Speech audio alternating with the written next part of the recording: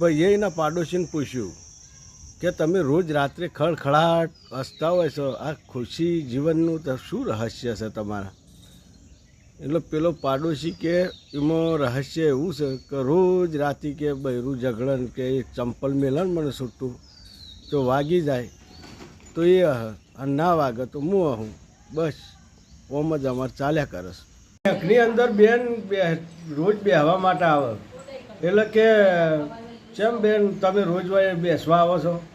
એટલે બેન કે ભાઈ હું છું ને એ તમારા બેંકના પટાવાળા જે છે ને મૂંગીલાલ એમની મંગેતર છું.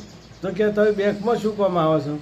કે જેમ રોહિત જાડેજા અને સચિનની બૈરીઓ જેમ નહીં આવતી કે રમતા હોય એટલે જોવા માટે મોટિવેશન કરવા માટે, એમ હું મારા પતિનું મોટિવેશન કરવા આવું છું કે જ્યારે ત્યારે આ મોટિવેટ થાય તો મેનેજર બને ને.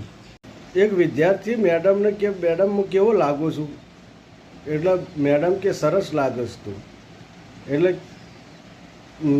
કે કશો વાંધો નહીં તો કાલે હું મારા મમ્મી પપ્પાને તમારા ઘેર મોકલું.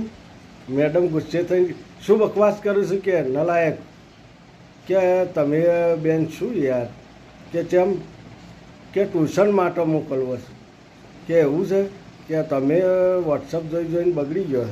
એક મહિલા એના નાના બાળકને લઈને રડતી હતી. એટલે રડતી જોઈને એક ભાઈએ પૂછ્યું કેમ બેન રડો છો? કે મારી પાસે પૈસા નહીં અને મારા છોકરાને દવા લેવાની છે એટલે પૈસાની જરૂર છે. તો પેલા ભાઈએ 1000 રૂપિયાની નોટ આપી કે લ્યો 100 રૂપિયાનું દૂધ લઈ લેજો ને દવા લઈ લેજો. એટલે એ ભાઈ જઈ અને સીધી દવાખાને જઈ દવા લઈ લીધી, 100 રૂપિયાનું દૂધ લઈ લીધું, 650 રૂપિયા એ ભાઈને પાછા આપી દીધા. પાછા આપ્યા એટલે ભાઈ ખૂબ ખુશ થઈ ગયો કે ભગવાનને જે કરેલી મદદનો ફળ ભગવાન હાલત છે.